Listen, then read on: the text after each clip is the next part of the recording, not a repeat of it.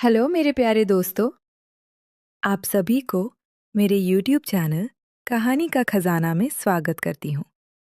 I hope आप सभी लोग खुश होंगे, स्वस्थ होंगे। चलिए दोस्तों, आज आप सबको मैं एक नई कहानी सुनाती हूँ। सास-ससुर के देहांत के बाद मेरी साली बिल्कुल अकेली हो गई थी। इसलिए हम दोनों ने उसे अपने पास रहने को कहा। 1 साल बाद मेरी पत्नी ने एक बहुत ही सुंदर बेटे को जन्म दिया। मेरी माँ ने कहा, बेटा, तेरा बच्चा भी बहुत ही छोटा है। तेरी साली उन दोनों की देखभाल नहीं कर पाएगी। तो मेरी माँ ने पत्नी और बेटे को अपने पास गांव बुला लिया। अब घर में मैं और मेरी साली अकेले रह गए थे। पत्नी से बिछड़ते हुए लगभग 1 महीना हो गया था और मेरा मन वह सब के लिए बेचैन होने लगा। मेरे मन में चाहत हर दिन तेज होती जा रही थी। एक दिन मैं शाम को ऑफिस से जल्दी घर आ गया था। मुझे देखकर मेरी साली ने एक प्यारा सा स्माइल दिया और बोली, जीजा जी, आज तो आप बहुत जल्दी घर आ गए। आप चाय पीजिए, तब तक मैं ब्यूटी पार्लर से आती हूँ। मैं फ्रेश होकर चुपचाप चाय पीने लगा और प्यासी नजरों से साली को देखने लगा। उसकी खूबसूरत कमर को देखकर मेरे अंदर चाहत की तूफान पैदा हो रही थी। पाल से वापस आने के बाद वह अपने काम में लग गई और मैं बाहर बालकनी में सिगरेट पीने लगा। थोड़ी देर बाद जब मैं किसी काम से अंदर गया तो मैंने देखा कि कमरे के दरवाजे में कुंडी नहीं लगी थी। मैंने धीरे से दरवाजा खोला और अंदर का नजारा देखकर मेरी आंखें फटी की फटी रह गईं। दोस्तों, चैनल पर नए आए हैं तो इस वीडियो को लाइक, शेयर और सब्सक्राइब करें और एक प्यारा सा कमेंट जरूर कर दें। मेरी साली कपड़े बदल रही थी। उसके शरीर में केवल बड़ा और एक लोअर थी। उसके बदन बिल्कुल संगमरमर की तरह चमक रहा था। मैंने सोचा कि मौका बढ़िया है। अभी जाकर उसको अपनी बाहों में भर लेता हूँ और अपनी मन की चाहत को पूरी कर लेता हूँ। मैं यह सब सोच ही रहा था कि दरवाजे की घंटी बजी और मैं जल्दी से बाहर आ गया। दरवाजे पर पड़ोस में रहने वाली बुआ जी आ गईं। मेरा तो सारा मूड ही खराब हो गया। एक सुनहरा मौका आते आते हाथ सा निकल गया। अगले दिन सुबह मैं काम पर नहीं गया।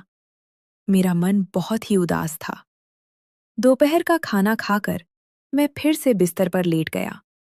तभी मेरी साली मेरे कमरे में आ गई और उसने मुझसे पूछा, जीजा जी, आप इतने उदास क्यों हैं? मैंने उसको बोला कि मेरी लाइफ बिल्कुल बेजान सी हो गई है। मैं यहाँ अकेला पड़ा हूँ और पत्नी और बेटे को प्यार भी नहीं कर सकता हूँ।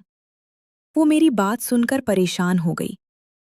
उसने कहा, इन सब की वजह मैं ही हूँ, और वह रोने लगी।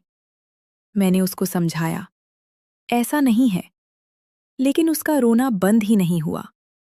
फिर मैंने उसको गले से लगाया और धीरे से उसके माथे को चूम लिया, तो वह मुझसे कसकर लिपट गई।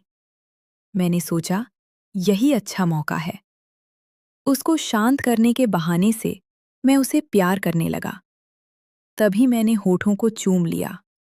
वो शर्म से हटने की कोशिश की।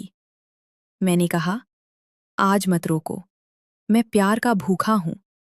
अगर मेरे अकेलेपन में तुम साथ नहीं दोगी तो और कौन देगा? अगर तुम चाहती हो कि मैं परेशान न रहूं तो मेरे प्यार को अपना लो। उसने धीरे से कहा, जीजा जी, मैं आपको पहले दिन से ही बहुत प्यार करती हूँ। जब आप दीदी को प्यार करते हैं तो आप दोनों की मधुर आवाज बाहर तक सुनाई देती हैं, तो मेरे अंदर आग से लग जाती हैं। क्या आप मुझे दीदी की तरह प्यार करेंगे? मैंने कहा, क्यों नहीं मेरी जान, लेकिन मैं इस रात को एक यादगार रात बनाना चाहता हूं। वह बोले, कैसे? मैंने कहा, जैसे शादी की पहली रात होती है, वैसे ही हम दोनों सुहाग रात मनाएंगे।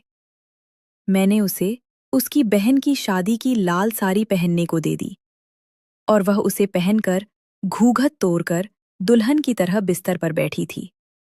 मेरा दिन तो खुशी के मारे पागल हो रहा था, क्योंकि मैं दोबारा सुहाग रात मनाने जा रहा था। वह बिस्तर के पास पहुंचा, उसके घूंघट उठाए और उसकी खूबसूरती को देखता ही रह गया। धीरे धीरे कपड़े उतरते गए। वह शर्मा रही थी। उसकी संगमरमर जैसे बदन मुझे पागल कर रहा था। मैंने उसकी पीठ पर हाथ फेरते हुए नीचे उसकी कमर तक पहुंच गया। मेरी छूते ही उसके अंदर चाहत की तीव्र इच्छा जाग गई थी। वह भी मुझे सहलाने लगी। धीरे धीरे मैं उसके साथ वह सब में पूरी तरह से खो गया था। उसकी सांसें तेज हो रही थीं। वह सिसकते हुए कहने लगी, ओह जीजा जी, यह क्या हो रहा है? मैंने कहा, गली, इसे ही प्यार कहते हैं। जब दो जिस्म आपस में मिलते हैं तो सुख दुगना हो जाता है। धीरे धीरे वह भी जवाब देने लगी। पूरी रात हम दोनों सोए नहीं और एक दूसरे का इसी तरह से भरपूर साथ दिया। वह रात हम दोनों की सबसे यादगार और खूबसूरत रात बन गई।